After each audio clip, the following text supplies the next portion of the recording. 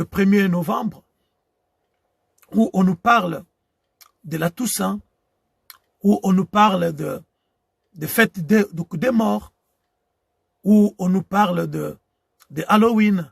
Hein? Encore hier, on a été dérangé malgré le confinement. On a été dérangé par les enfants qui venaient chercher donc les friandises pour marquer, parce que sans les friandises, il n'y a pas l'esprit, donc il n'y a pas Halloween. Et donc les gens se déguisent avec des citrouilles. Les gens se déguisent pour fêter Halloween pour les uns, la Toussaint pour les autres, et la fête des morts pour d'autres. Mais la question est de savoir quelle est la place de la Toussaint dans la vie des chrétiens. Parce que c'est des choses qui nous touchent. C'est des choses que nous vivons au quotidien. Et nombreux, nous avons adhéré à ces choses. Nombreux, nous avons versé donc dans ces pratiques aussi beau qu'on nous les présente, et toutes les raisons qui sont avancées derrière ces pratiques finissent par nous convaincre, finissent par gagner nos cœurs et nous amènent à pratiquer ces choses. Mais en tant qu'enfants de Dieu, est-ce que nous devons embrasser toute pratique, toutes les traditions des hommes, ou nous devons rester fidèles à notre Dieu? Car Jésus a dit que je suis le chemin. Et comme tout disciple, nous devons marcher sur le chemin que le Maître a tracé. C'est par là qu'on reconnaît le disciple. Parce qu'un disciple qui marche à contre-courant de la voie tracée par le Maître, il n'est pas un bon disciple. Il n'est pas un bon disciple. Alors, la question est là. Quelle est la place de la Toussaint ou de Halloween ou des fêtes des morts dans la vie des chrétiens? Mais avant de répondre à cette question, nous devons d'abord connaître les origines donc de ces pratiques, les origines donc de ces traditions. Parce que nous sommes nés, nous sommes venus donc dans ce monde, nous avons trouvé des aînés, nous avons trouvé des gens qui ont existé avant nous. Nous avons trouvé des gens qui ont pratiqué ces choses, qui étaient donc dans la pratique de ces choses. Et nous aussi, puisque le chemin a été déjà balisé, le chemin a été déjà tracé, et nous qui venons derrière, donc nous suivons, hein, comme on dit chez nous, pardon, suivra. Hein, les Malandangombe, hein, les Congolais se reconnaîtront. Les Malandangombe, c'est-à-dire ceux-là qui suivent donc, le mouvement, qui suivent le courant, hein, le courant d'eau. Mais à un moment, en tant que chrétiens, nous devons nous arrêter. Nous devons nous arrêter et nous poser la question de savoir, est-ce que je suis sur le bon chemin? Est-ce que les pratiques, hein, que je suis là, sont-elles des pratiques divines? Sont-ils des pratiques bibliques? Alléluia. Donc, je disais que avant d'entrer dans la parole de Dieu, comprendre ce que la Bible nous recommande à ce sujet, nous devons quand même connaître les origines. L'origine donc de Toussaint donc est diverse. Les origines sont diverses. On nous parle par exemple donc, on nous dit que la Toussaint c'est une fête catholique en l'honneur donc des martyrs chrétiens. Allusion faite aux apôtres, aux premiers disciples qui ont inauguré de l'église chrétienne. Même si les intentions étaient bonnes, mais nous voyons que ici, donc l'origine de cette pratique de la Toussaint, donc c'est l'Église catholique qui a institué cela au IVe siècle par l'Église grecque. C'est l'Église grecque qui a institué cette pratique. Et à l'origine, on nous dit que cette pratique était célébrée donc au mois de mai. Bon, on ne sait pas par quel mécanisme c'est passé du mois de mai au mois de novembre. Et il a été instauré en 1830 par le pape Grégoire IV. Donc c'est le pape Grégoire IV en 830 que cette pratique ou la fête donc de Toussaint a été instaurée à l'Église catholique. Alléluia. On nous parle aussi de la fête des morts qui est célébrée à la même date, le 1er novembre. On nous dit que c'est une tradition ancestrale mexicaine qui remonte à la civilisation aztèque.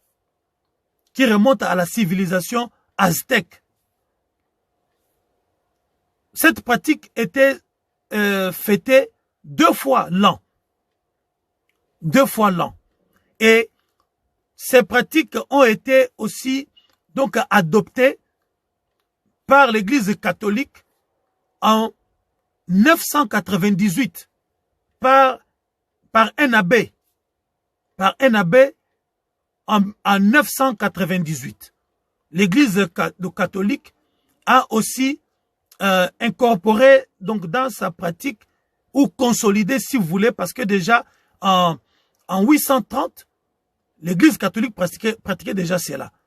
Et un abbé en 998 a incorporé cela donc dans l'Église catholique chez les Mexicains.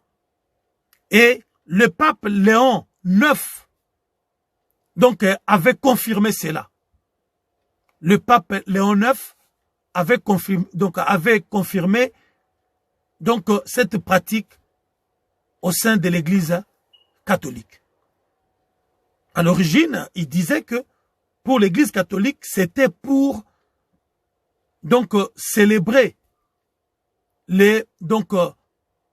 c'était à l'honneur des premiers disciples, des apôtres qui étaient partis, qui étaient donc des martyrs de la renaissance de l'Église. Et on parle aussi de Halloween, qui est aussi assimilé à cette fête. Alors, donc, à l'origine, donc, c'est une fête, on nous dit que c'est une fête donc de Samin, fête des dieux des morts. Des dieux des morts. C'est une fête donc d'une célébration celtique pour marquer la nouvelle année et la fin de la moisson. Donc, dans leur esprit, ce sont les ancêtres, les morts, ceux qui sont partis, qui, de là où ils sont, donc envoient ou font pousser donc la nourriture ou bien les plantations, dans les plantations qui donnent au fait la nourriture aux survivants, à ceux qui sont restés. Ce sont ceux qui sont morts, des esprits qui pourvoient aux besoins de ceux qui sont restés. Alors, ils célébraient donc la fin d'une année et donc il marquait la nouvelle année et célébrait la fin d'une moisson. Il se disait que les esprits des morts revenaient spécialement pour l'occasion et un accueil spécial leur était réservé. Donc, à l'occasion de cette fête, les Celtiques,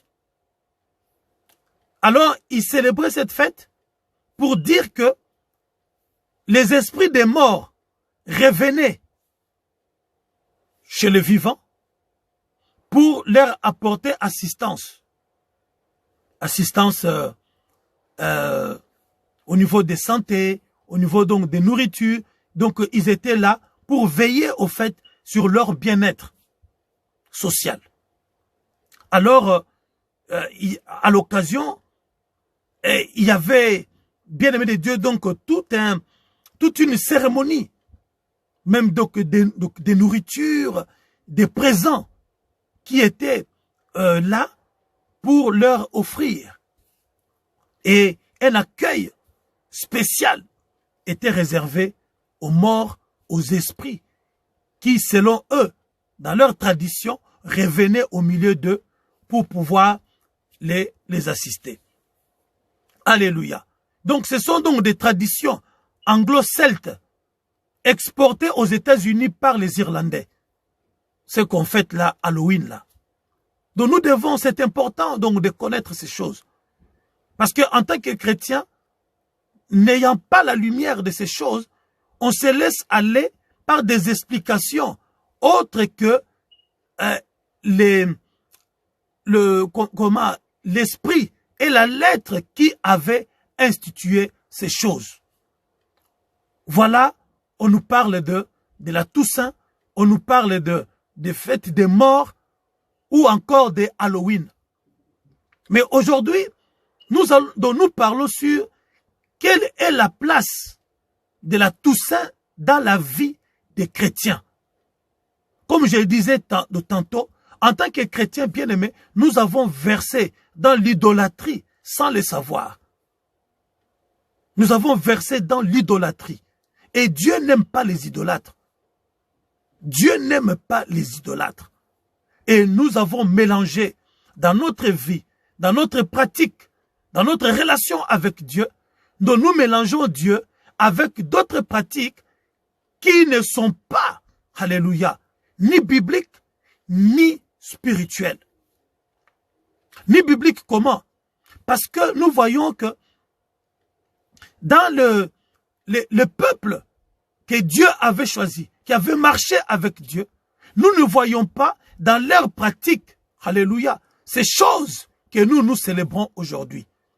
Parce que dans la pratique d'un peuple, des dieux, si leur tradition n'énerve pas, alléluia, dans le commandement de Dieu, les recommandations de Dieu, alors ces pratiques-là sont tolérées par Dieu. C'est pourquoi nous parlons des pratiques bibliques. C'est-à-dire, ce que Dieu n'a pas ordonné, mais qui a été, bien de Dieu, donc dans la pratique des peuples de Dieu, et qui n'a pas donc énervé, alléluia, le commandement, les recommandations ou les préceptes de Dieu. Et nous disons que ce n'est pas spirituel. Pourquoi?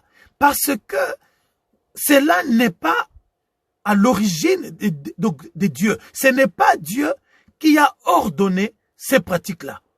Parce que nous disons que Dieu est esprit. Et tout ce qui vient de Dieu est esprit. Alléluia.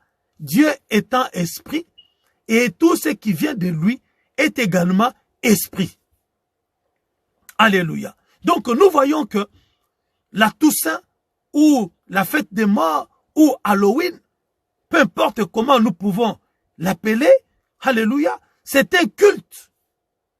C'est un culte que le Mexicain en particulier donc faisait en mémoire des morts et rendait hommage aux esprits des ancêtres et honorait leur mémoire. Gloire à Dieu. Des choses importantes à savoir, bien-aimé de Dieu. un culte. Donc, ils croyaient que les âmes des défunts revenaient sur terre pour visiter leurs proches. Donc, ils en ont fait un culte. Ils invoquaient les esprits des morts. Ils commémoraient, alléluia, de la mémoire des disparus, des morts, au point de leur offrir donc un culte, de leur présenter un culte. Ils croyaient que l'âme des enfants retournait à la vie. C'est pourquoi nous voyons que chez les Mexicains, alléluia, en 998, les Mexicains célébraient cette fête 2 fois, le 1er et le 2 novembre. Pourquoi le 1er? Parce qu'ils disaient que l'âme des enfants retournait à la vie le 1er novembre et l'âme des adultes retournait chez les vivants le 2 novembre. Alléluia. Parce que dans la vie de l'homme, nous avons les enfants et nous avons les adultes. Et ils croyaient que l'âme, donc les enfants qui étaient morts, leurs âmes retournaient sur la terre au milieu des vivants le 1er novembre et le 2 novembre, c'était l'âme des adultes qui revenait. C'est ainsi qu'ils préparaient une grande fête et ils préparaient donc le repas pour partager avec l'âme des morts qui, selon eux, revenaient donc chez les vivants pour donc fêter avec eux. C'est là où on parle des viandes sacrifiées aux idoles. Viandes sacrifiées aux morts. Les repas qui étaient sacrifiés aux morts, alléluia, c'est ça qu'on appelle donc de la nourriture souillée. Et aujourd'hui, nous voyons même, donc lorsque aux États-Unis on fête Halloween, donc ils envoient donc les enfants aller donc dans les familles chercher, donc demander les friandises. Les friandises là, avec le temps, donc elles ont remplacé la nourriture qui était réservée aux morts. Alléluia. Gloire à Dieu. Et nous voyons aujourd'hui, par exemple, chez les catholiques, ils ont remplacé donc cette viande sacrifiée aux idoles, ça a été donc remplacé par les œufs. C'est pour cela que vous voyez, le 1er novembre, il y en a qui vont donc dans la forêt chercher les œufs. Parce qu'ils croient que donc les œufs là ont été déposés là par les esprits qui sont revenus chez les humains, donc pour partager le repas avec eux. Malheureusement, alléluia, les chrétiens adhèrent à ces choses-là. C'est ainsi qu'ils vont dans les cimetières pour leur offrir des présents. On a appelé ça fête des morts.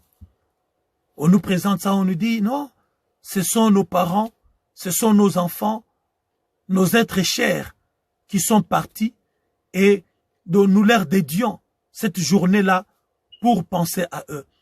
Même si l'idée est noble, alléluia. Mais nous, en tant que chrétiens, que nous dit la Bible par rapport à cela? Parce que la Bible nous dit que n'accordez pas foi à tout esprit comme venant de Dieu. Ce sont donc des choses qui ont été imaginées par les hommes. Ce sont donc des choses, des pratiques ancestrales, inspirées par des esprits. Mais est-ce que ces esprits-là étaient des esprits qui venaient du trône de Dieu? Ou c'était donc des esprits démoniaques pour détourner les enfants de Dieu, alléluia, de la voie tracée par leur Créateur? Alors, nous allons, bien aimés de Dieu, avoir quelques éclaircissements dans la parole de Dieu par rapport à toutes ces choses. Nous allons d'abord commencer dans le livre de Deutéronome. Deutéronome au chapitre 18. Deutéronome chapitre 18. Nous allons aller sur l'ordinateur. Deutéronome chapitre 18. Et nous allons commencer au verset 9. Au verset 9 jusqu'au verset 15. La Bible nous dit, lorsque tu seras entré dans le pays que l'Éternel ton Dieu te donne, tu n'entreprendras pas, tu n'apprendras pas à imiter les pratiques horribles de ces nations-là. Qu'on ne trouve chez toi personne qui fasse passer son fils ou sa fille par le feu, personne qui se livre à la divination, qui tire des présages, qui ait recours à des techniques occultes ou à la sorcellerie, qui jette des sorts, personne qui consulte ceux qui évoquent les esprits ou prédisent l'avenir, personne qui interroge le mort. En effet, quiconque se livre à ces pratiques est en horreur à l'Éternel. Et c'est à cause de ces horreurs que l'Éternel, ton Dieu, va déposséder ces nations devant toi. Tu seras entièrement consacré à l'Éternel, ton Dieu. Car ces nations que tu déposséderas écoutent les tireurs de présages et les devins. Mais toi, l'Éternel, ton Dieu, ne les permet pas. L'Éternel, ton Dieu, te suscitera du milieu de toi, d'entre tes frères, un prophète comme moi. Vous l'écouterez. Alléluia. Bien Dieu, nous avons entendu Deutéronome 18. Parce que là, nous parlons de quelle est la place de la Toussaint dans la vie des chrétiens. Les chrétiens sont devenus idolâtres, comme je le disais tout à l'heure, malgré eux. Parce qu'ils ont trouvé donc des pratiques dont ils ignorent les origines. Et je venais tout à l'heure, bien Dieu, donc d'évoquer les origines de toutes ces choses-là que nous fêtons aujourd'hui. La Toussaint, les fêtes des morts, Halloween, que les chrétiens ont intégré dans leur vie quotidienne. Or, la vie d'un chrétien doit refléter la vie de Christ. C'est Christ qui doit se refléter dans la vie d'un chrétien.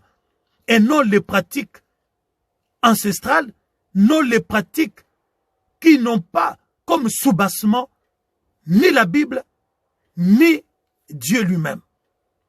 La Bible nous dit ici que lorsque tu seras entré dans le pays que l'Éternel, ton Dieu, te donne, tu n'apprendras pas à imiter les pratiques horribles de ces nations-là. Bien-aimé de Dieu, ce qui est dommage, comme je le disais, c'est qu'on retrouve ces pratiques dans la vie donc des chrétiens, qui sont censés être la lumière, qui sont censés, bien-aimé de Dieu, donc apporter au monde qui est plongé dans le ténèbre le plus profond, la lumière qui est en eux. Parce que la Bible dit que au commencement était Dieu. Au commencement était la parole, pardon. La parole était avec Dieu, la parole est Dieu. Et cette parole était la lumière des hommes. Et la Bible nous dit que, dans le livre, donc, Paul nous dit dans le livre des Corinthiens, que nous portons ces trésors dans ces corps d'argile. C'est-à-dire que nous portons cette lumière en nous. Mais au lieu que les chrétiens soient ceux-là qui non seulement portent la lumière, mais qui sont devenus la lumière. Et cette lumière qui donc doit éclairer, selon Matthieu 5, la Bible dit que c'est vous qui êtes la lumière du monde. Et vous devez briller, vous devez donc briller dans les ténèbres, vous devez briller dans le monde pour que le monde voit en vous ma vie, voit en vous ma présence. Mais aujourd'hui, les chrétiens, bien Dieu, nous nous sommes compromis. Nous nous sommes laissés piéger par des pratiques démoniaques, par des pratiques des hommes qui sont condamnés par la parole de Dieu. Alléluia. Il dit que qu'on ne trouve chez toi personne qui fasse passer son fils ou sa fille par le feu, personne qui se livre à la divination, qui attire des présages, qui ait recours à des techniques occultes et à la sorcellerie. Alléluia. Mais aujourd'hui, c'est ce que nous faisons. C'est ce que nous voyons les chrétiens faire. Alors que les chrétiens est la lumière qui luit dans les ténèbres. La lumière luit dans les ténèbres et non le contraire. La Bible nous dit quelle association il y a entre les ténèbres et la lumière. Il n'y a pas d'association. Gloire à Dieu. Quelle place de la Toussaint dans la vie des chrétiens. Oui, allons dans la forêt, allons chercher les œufs. D'où viennent ces œufs-là? Que représentent ces œufs-là? Alléluia. Et quel verset biblique nous nous basons, bien-aimés de Dieu, pour pratiquer ces choses? Gloire à Dieu. Bien de Dieu, avant de faire quelque chose, nous devons aussi aller interroger la parole de Dieu, aller interroger la Bible. Qu'est-ce qui s'est passé dans la vie des gens qui se sont, bien aimé Dieu, livrés à ces pratiques? Nous avons un seul exemple. Parce que cet exemple nous concerne au plus haut point, parce que nous sommes aussi des rois. Dans notre relation avec Dieu, Dieu nous a donné la place des rois. Et nous voyons l'exemple donc de ces rois. Le premier roi qui a été oint par Dieu, qui a été choisi par Dieu pour conduire le peuple de Dieu dans la lumière, dans la voie du Seigneur. Comment ces rois s'étaient comportés par rapport à ce dont on parle aujourd'hui? Nous avons cité le roi Saül. Nous sommes dans 1 Samuel. Dans 1 Samuel, nous allons dans 1 Samuel chapitre 28.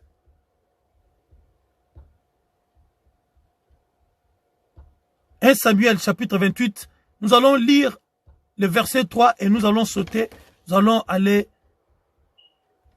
au verset 7 et 9. La Bible nous dit, Samuel était mort. Tout Israël lui avait fait de funérailles. Et on l'avait enseveli à Rama, dans sa ville. Saul, ou Saül, pour d'autres, avait éliminé du pays ceux qui évoquaient les morts et ceux qui prédisaient l'avenir. Ce roi, au début donc de son ministère, il s'est conformé à la parole de Dieu. La Bible dit que il avait éliminé du pays ceux qui évoquaient les morts et qui prédisaient l'avenir. Mais aujourd'hui, nous voyons dans les pratiques, dans les chefs des enfants de Dieu, combien qui courent après ceux-là qui prédisent l'avenir. Ah, prophète, qu'est-ce que Dieu a dit pour mon avenir, pour mon mariage, pour mon travail, pour ceci ou cela? Or, nous avons vu dans Deutéronome que Dieu interdisait les gens qui faisaient donc des divinations. Et ici, Saül, qui craignait Dieu au début de son ministère, au début de sa mission, de son mandat, il s'est conformé à la parole de Dieu. Il a éliminé dans son royaume tous ceux qui évoquaient les morts et qui prédisaient l'avenir. Mais qu'est-ce que nous voyons plus tard? Au verset 7, la Bible dit, Saül dit à ses serviteurs, Cherchez-moi une femme qui évoque les morts. Waouh! Il a bien commencé. Mais lui-même, lorsqu'il s'est retrouvé donc dans des difficultés, eh bien, il va abandonner la voie de Dieu. La Bible dit, cherchez-moi une femme qui évoque les morts et j'irai l'interroger. Ses serviteurs lui dirent, à Aïn Dor, il y a une femme qui évoque les morts. Alors Saül se déguisa, prit d'autres vêtements et partit avec 2 hommes. Ils arrivèrent de nuit chez la femme. Saül lui dit, pratique la divination pour moi en invoquant un mort et fais-moi monter celui que je te dirai. La femme lui répondit, voici, tu sais que Saül a fait. Tu sais ce que Saül a fait. Comment il a retranché du pays ceux qui évoquent les morts et ceux qui prédisent l'avenir. Pourquoi donc tends-tu un piège à ma vie pour me faire mourir? Saül lui fit un serment par l'Éternel en disant, l'Éternel est vivant, la faute dans cette affaire ne retombera pas sur toi. La femme dit, que veux-tu que je fasse, qui veux-tu que je fasse monter? Et il répondit, fais-moi monter Samuel, le prophète. Lorsque la femme vit Samuel, elle poussa un grand cri et dit à Saül, pourquoi m'as-tu trompé? Tu es Saül. Alléluia. Nous allons voir la suite après. Donc nous voyons que cet homme qui avait éliminé les gens qui évoquaient les morts et qui prédisaient l'avenir, lui-même lorsque il s'est retrouvé alors que Dieu lui avait tourné le dos à cause donc de sa désobéissance, il a commencé à connaître donc des échecs. Bien-aimé, laisse-moi dire à quelqu'un, lorsque le chrétien commence à courir après le prophète, après les gens qui prédisent donc l'avenir, c'est parce que il est certain que Dieu n'est plus avec lui. Parce que si Dieu est avec toi, bien-aimé de Dieu, tu vas rester fidèle à Dieu. La Bible dit, heureux ceux qui croient sans avoir vu. Heureux ceux qui croient sans avoir vu. Je n'ai pas besoin de croire que mon avenir est meilleur, que Dieu va me garantir un avenir meilleur. Alléluia. Que lorsque j'écoute un prophète me dire, je crois que mon avenir est meilleur par rapport aux promesses que Dieu m'a faites. Et ces promesses-là, nous les trouvons dans la Bible. Alléluia. Heureux ceux qui croient sans avoir vu. Mais il y en a aujourd'hui qui, pour croire, doivent voir donc dans le rêve. Il y en a même qui parlent donc des écrans prophétiques. Alléluia. J'ai vu. Or, notre foi en Jésus-Christ est basée sur la croyance. Sans avoir vu, sans avoir entendu. Ce que nous entendons, c'est de la part de Dieu au travers de la Bible. Même ce que le Saint-Esprit vient nous dire doit confirmer, alléluia, ce qui a été déjà écrit. Parce que Dieu ne se contredit pas. Dieu ne dit pas quelque chose et son contraire. Dieu ne peut pas te révéler des choses qui sont en contradiction avec sa propre parole. Alléluia. Il n'est pas un homme pour mentir, ni un fils de l'homme pour se repentir. Alléluia. Et Saül va se déguiser, va aller voir cette femme, pour que la femme ne le reconnaisse pas, parce qu'il était roi. Et il va mentir à cette femme, par le fait donc de se déguiser.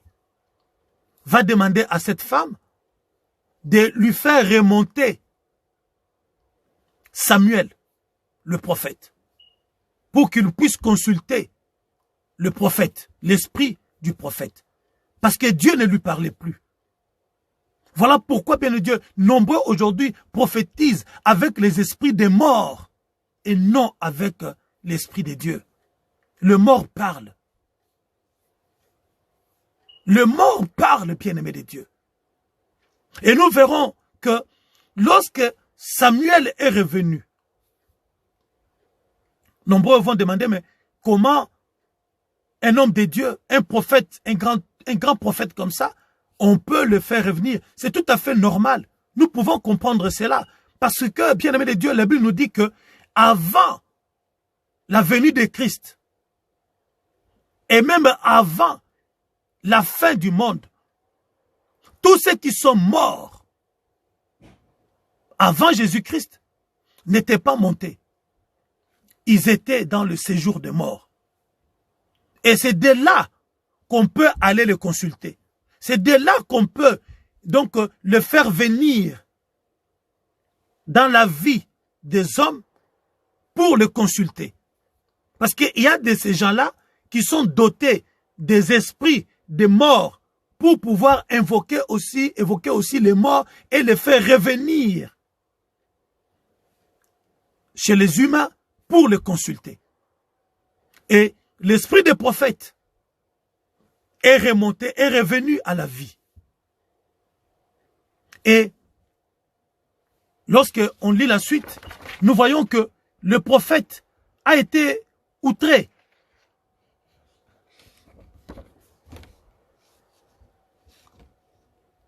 La Bible nous dit que Samuel dit à Saül au verset 15, Samuel dit à Saül, pourquoi m'as-tu troublé en me faisant monter? Saül répondit, je suis dans une grande détresse. Les Philistins me font la guerre et Dieu s'est écarté de moi. Il ne m'a pas répondu ni par l'intermédiaire des prophètes, ni par des songes. Et j'étais appelé pour que tu me fasses connaître ce que je dois faire. Waouh! Bien-aimé de Dieu, tu dois savoir une chose. Tous les esprits qui parlent au travers des prophètes ne sont pas tous des esprits qui viennent du trône de Dieu. Le mort aussi parle. Il y a des gens, bien de Dieu, donc des émissaires des diables que le diable a suscité pour aller consulter les morts. Voilà pourquoi aujourd'hui, on vous dit que aujourd'hui l'onction ne peut donner donc dans la verticalité, mais dans l'horizontalité. Aujourd'hui, on nous prêche cela. C'est-à-dire quoi? Que l'onction ne peut donner donc dans la verticalité, c'est-à-dire qui vient tout droit de Dieu par le Saint-Esprit, et l'onction est aussi donnée donc dans l'horizontalité, c'est-à-dire par des hommes, même si ces hommes-là ne sont plus de ce monde, comme ils étaient remplis donc d'onction, comme ils étaient des hommes puissants, des hommes donc de miracles, même s'ils sont morts, leur onction peut revenir et entrer donc dans la vie de quelqu'un. Bien-aimé de Dieu, ça c'est de la magie. C'est démoniaque. C'est démoniaque. Voilà pourquoi le prophète Samuel, il a été outré, contrarié, malgré lui, parce que son esprit a été ramené, a été remonté aux hommes. Il dit, pourquoi tu m'as troublé? Pourquoi tu m'as troublé? Il y a beaucoup qui troublent les esprits des morts. Aujourd'hui, même au sein de l'Église est infiltrée par des occultistes. Ils citent le nom de Jésus. Ils font des miracles au nom de Jésus. Ils parlent la langue donc au nom de Jésus, faisant croire que ces langues-là sont des langues des anges. Mais bien Dieu, ce sont des langues donc des morts. Ils invoquent les morts. Et nous croyons à cela. Nous courons après ces gens-là. Bien de Dieu, tu dois faire attention. Tu dois faire très, très, très attention. Dès l'ancienne alliance, Dieu avait interdit que les gens puissent évoquer les morts et consulter l'avenir. Mais aujourd'hui, nous aimons beaucoup cela. Or, en ces temps de la fin, en ces temps donc de la nouvelle alliance, chaque chrétien, chaque homme, chaque femme, selon Apocalypse 5, bien-aimé de Dieu, est devenu sacrificateur. Il a une alliance personnelle avec Dieu. Il n'y a plus d'intermédiaire. Tu veux interroger Dieu. Bien-aimé de Dieu, tu vas tout droit devant son trône de grâce. Tu lui parles, il te répond. Nous voyons que même dans les anciens temps, Rebecca, qui avait un problème, qui voulait avoir donc des réponses, elle est allée interroger Dieu. Et l'ange a répondu à Rebecca pour lui dire que ce qui se passe donc dans ton ventre, ce sont deux nations qui se battent. Alléluia. Bien Dieu, nous devons faire très très très attention aux pratiques qui sont devenues de monnaie courante aujourd'hui, qui aveuglent les enfants de Dieu, qui les font entraîner dans l'idolâtrie, nous faisant croire que cela est normal. Nombreux donc évoquent les morts. Et ils nous parlent aujourd'hui des ministères des anges. Nous sommes dans la nouvelle alliance où c'est le Saint-Esprit. Seul le Saint-Esprit, bien-aimé de Dieu, a la place dans la vie des chrétiens. Les temps où les anges parlaient aux hommes, ce temps-là est révolu. C'était donc une autre époque qu'on a appelée donc des dispensations. Il y avait les dispensations donc des anges où Dieu envoyait donc des anges pour parler aux hommes. Mais dans l'alliance, dans la nouvelle alliance, bien-aimé de Dieu, Christ a dit, il est dans votre avantage que je m'en aille pour que j'aille, alléluia, demander, prier pour vous pour que Dieu vous fasse don du Saint-Esprit. C'est le Saint-Esprit qui parle en ce moment dans la vie des enfants de Dieu. Plus les anges bien-aimés. Les gens qui parlent donc de ministère donc des anges, alléluia, ce sont les gens qui évoquent donc les morts, qui travaillent avec les esprits des morts et qui nous parlent donc des ministères donc angéliques, donc des anges qui sont au service donc des hommes qui, non, bien aimé Dieu, c'est le Saint-Esprit. C'est le Saint-Esprit qui parle. Selon 1 Corinthiens 12, 13, 14. Jean 14, Jésus-Christ lui-même nous dit, le Saint-Esprit, le consolateur, c'est lui qui va vous révéler toutes choses. C'est lui qui va vous conduire. C'est lui qui va vous revêtir donc d'une puissance pour être mes témoins. Proclamer la gloire de Dieu. Témoigner que le royaume de Dieu est venu vers vous. Seul le Saint-Esprit opère ces choses. Alléluia. Ce n'est plus de cette dispensation où Dieu, soit c'était des anges, où Dieu lui-même descendait physiquement, les cas avec Abraham. Dieu était descendu lui-même avec des anges. Mais Christ est venu mettre fin à cette dispensation. Il est venu inaugurer une nouvelle dispensation. Celle donc du Saint-Esprit. Un nouveau gouvernement où le Saint-Esprit est le seul maître, le seul guide. qui produit toutes choses en nous, qui nous donne des dons, des différents dons, des dons des ministères, des dons, des manifestations du Saint-Esprit. Alléluia. Les dons des ministères, on parle donc des docteurs, des prophètes, des apôtres, des pasteurs, des évangélistes. Les dons des manifestations du Saint-Esprit, on parle des dons de prophétie, les dons de guérison, les dons des langues, des dons de libéralité, des dons tous ces dons-là, bien de Dieu, dont la Bible parle, c'est le Saint-Esprit qui les donne, et ce n'est pas des domaines réservés à une catégorie de gens, c'est des choses, c'est des grâces, c'est des dons dont le Saint-Esprit donne à l'ensemble de la famille de Dieu.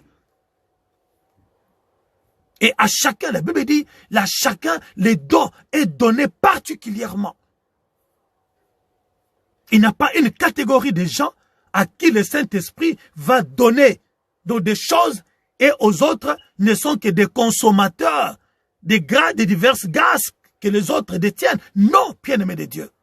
C'est le Saint-Esprit qui donne à chaque enfant de Dieu, toute personne qui s'est convertie, qui a donné sa vie à Jésus. Alléluia. Né de nouveau, le Saint-Esprit, Dieu lui donne d'abord le don du Saint-Esprit. Et le don du Saint-Esprit, le Saint-Esprit maintenant qui est un don, qui émane de Dieu, va maintenant, bien de Dieu, donc libérer des dons dans la vie de ceux-là, alléluia, qui sont nés de nouveau. Nous devons faire très très très attention. Bien de Dieu, on nous a entraînés dans des pratiques occultes. Nous sommes devenus, bien de Dieu, des idolâtres dans notre pratique, parce que nous manquons la connaissance, nous manquons la lumière. Seul Jésus est la lumière. Et Jésus travaille avec nous et en nous par le biais du Saint-Esprit. Voilà pourquoi l'apôtre Paul dit, l'Esprit rend témoignage à notre esprit que nous sommes fils de Dieu. Alléluia. Psaume 115 au verset 17. Le psaume 115 au verset 17, la Bible nous dit, ce ne sont pas les morts qui célèbrent l'Éternel. Ce n'est aucun de ceux qui descendent dans les lieux du silence, mais nous bâtirons l'Éternel dès maintenant et à jamais. Ce ne sont pas les morts qui célèbrent l'Éternel. Ce n'est aucun de ceux qui descendent dans les lieux de silence. Le séjour des morts, dans d'autres versions on dit, ce n'est ni les morts, ni ceux qui sont dans les séjours des morts qui célèbrent l'Éternel. Psaume 115, versets 17 et 18. Voilà pourquoi, bien de Dieu, nous n'avons aucun rapport avec les morts. Nous devons avoir aucun contact avec ceux qui sont morts. Ils sont allés se reposer de leurs œuvres. Ils n'attendent qu'une chose, le retour du Christ. Mais nous, les vivants, c'est nous, les vivants, qui célébrons notre Dieu. C'est nous, les vivants, qui avons donc une relation parfaite avec Dieu.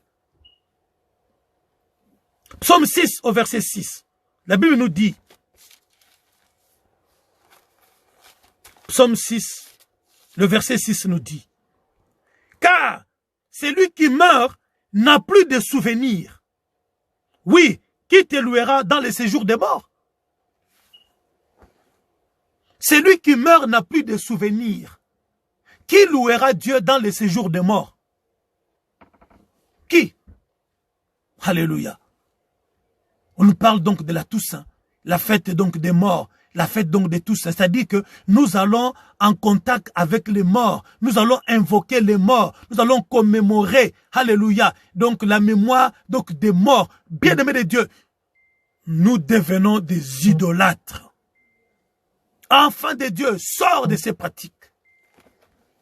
Enfant de Dieu, sors de ces pratiques. Alléluia. La Bible nous dit,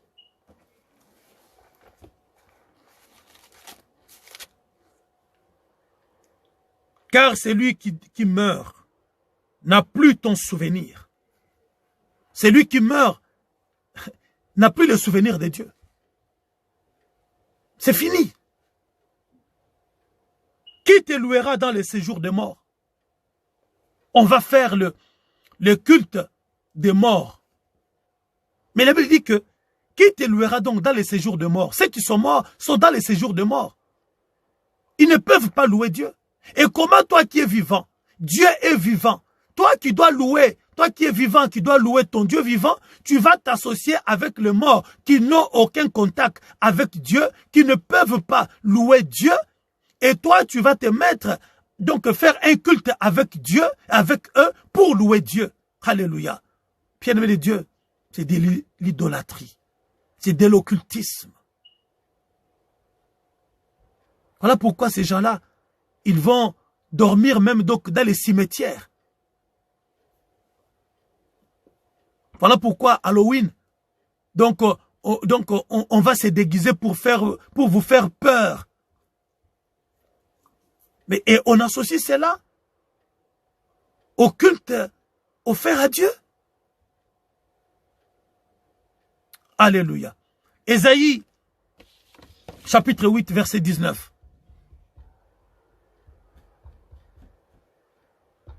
Ésaïe, chapitre 8, verset 19.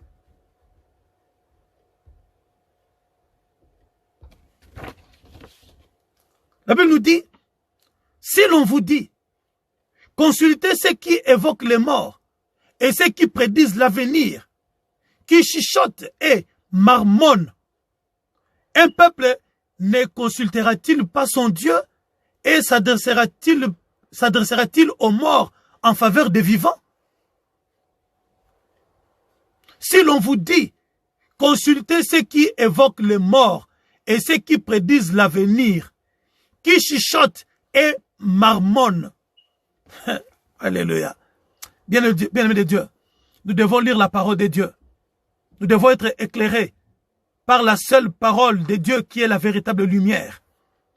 Aujourd'hui, dont nous courons après les soi-disant prophètes bien-aimés, dont nous les voyons chuchoter, de marmonner. Bien-aimé de Dieu, la Bible dit que si l'on vous dit d'aller donc trouver ces personnes-là, d'aller consulter ces personnes-là, alléluia, vous devez dire tout simplement, est-ce qu'un peuple ne consultera-t-il pas son Dieu? Ne s'adressera-t-il aux morts en faveur des vivants?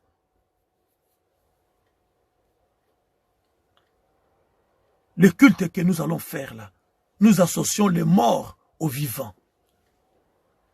Le culte qui doit être à l'honneur de notre Dieu.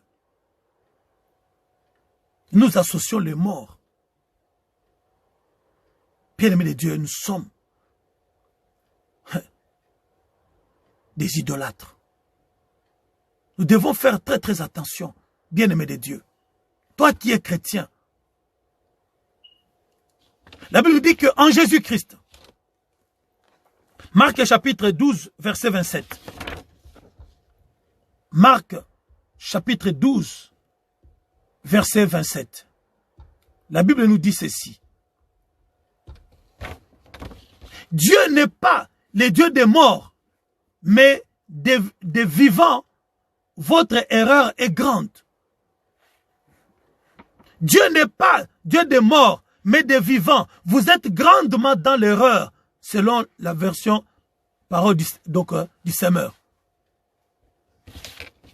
Ici, bien-aimé de Dieu, de parole de vie nous dit, Dieu n'est pas le Dieu des morts, mais il est le Dieu des vivants. Donc, vous vous trompez complètement. Parole vivante nous dit, il n'est pas le Dieu des morts, mais des vivants. Oui, vous êtes tout à fait dans l'erreur. Ce qui associe le mort à Dieu, bien-aimé de Dieu, vous êtes dans l'erreur, car Dieu n'est pas le Dieu des morts, il est le Dieu des vivants. Luc chapitre 9 au verset 60, la Bible nous dit, mais Jésus lui dit, laisse les morts ensevelir leurs morts et toi, va annoncer le royaume de Dieu. Il y avait ces disciples-là qui devaient marcher après le Seigneur. Ils s'inquiétaient des morts donc dans sa famille. Il y avait un deuil. Il dit, Seigneur, je veux bien marcher avec toi, mais laisse-moi d'abord aller m'occuper des morts. Combien aujourd'hui, bien de Dieu, qui marche et avec Dieu et avec les morts? Parce que lorsque tu es chrétien, tu marches avec le Seigneur, mais tu es donc dans la pratique de ces choses. Alléluia. Tu entraînes, bien-aimé de Dieu, dans les défilés qui célèbrent la gloire de Dieu, les morts avec toi. Or, Jésus a dit, laissez les morts ensevelir leurs morts, toi les vivants, viens, suis-moi les vivants. Parce que la Bible nous dit dans Matthieu 14, verset 2, il est ressuscité des morts, et c'est pour cela qu'il s'est fait par lui des miracles. Les morts ne produisent pas de miracles. La Bible dit, il est ressuscité des morts, et c'est pour cela qu'il s'est fait par lui des miracles. Voilà pourquoi les séjours des morts ne pouvaient pas retenir le Seigneur. Voilà pourquoi la terre ne pouvait pas garder plus de 3 jours notre Seigneur. La terre lui a dit, ici ce n'est pas ta place. Les morts ne pouvaient pas supporter sa présence. Mais il y est allé, la Bible dit, selon l'apôtre Paul, il est allé dans les séjours de mort pour annoncer, alléluia, l'évangile. Pour que ceux qui étaient morts avant lui entendent parler de lui, parce que la Bible dit, même les morts entendront la voix du Seigneur. Alléluia. Nous devons faire très très attention, bien-aimés. Quelle est la place de la Toussaint dans la vie des chrétiens?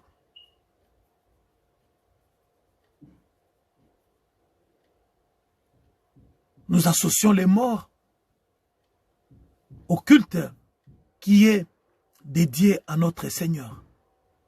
C'est une abomination. C'est de l'idolâtrie. Et la Bible dit, ni les idolâtres, ni les impudiques, ni les meurtriers n'ont pas de place auprès du Seigneur. Ce n'est pas moi qui l'ai dit, c'est la parole de Dieu. Et lorsqu'on est enfant de Dieu, on marche selon la parole de Dieu. On s'incline, alléluia, devant la parole du Seigneur. On ne mélange pas Dieu avec des pratiques mondaines. Gloire à Dieu. Voilà, bien aimé de Dieu, ma contribution dans ta vie. Parce qu'aujourd'hui, c'est le 1er novembre où on nous parle de la Toussaint, où on nous parle donc des fêtes des morts. Nombreux parmi les chrétiens vont aller visiter les cimetières, vont aller évoquer les morts, vont aller commémorer la mémoire donc de leurs parents, de leurs enfants, voire même de leurs chiens, de leurs chats. Alléluia. Ce n'est pas mauvais. On n'est pas ici en train de dire aux gens de ne pas honorer leurs parents, leurs membres de famille qui sont partis. Non. Mais ne pas en faire un culte. Ne pas en faire un culte. Ne pas associer dans ta vie de chrétien des pratiques qui ne sont ni bibliques, ni spirituelles. Aujourd'hui, pour le besoin de confort, parce que l'homme, dans ses doutes, se pose toujours donc des questions, veut avoir donc des réponses à tout. Et l'homme est prêt, quitte à aller consulter même ce qui évoque les morts, alors que la Bible nous en interdit. Gloire à Dieu. Merci pour toi qui as suivi, bien-aimé de Dieu, de cette exhortation. Mieux vaut être fidèle à Dieu et être haï par le monde, être trouvé radical par le monde, qu'être aimé par le monde et rejeté par Dieu.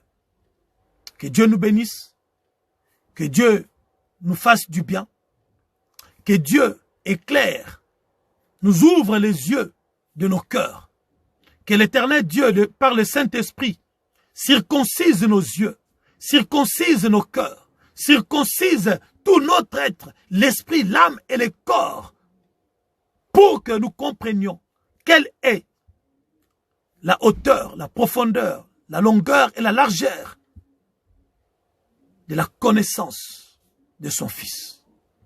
Que Dieu nous bénisse, que Dieu nous garde, que le shalom de l'Éternel, la paix de Dieu, nous visite tout un chacun et nous fasse du bien. Et nous fasse quitter l'idolâtrie, nous fasse quitter l'occultisme, que le Saint-Esprit nous révèle des émissaires de diable, ceux-là qui nous entraînent dans l'idolâtrie pour aller consulter les morts et nous faire croire que ce sont les anges qui viennent de nous révéler ces choses. Et quelle est la place donc du Saint-Esprit, le seul consolateur que Christ nous a laissé pour nous enseigner, pour nous révéler, pour de nous doter de toutes les capacités de qualité.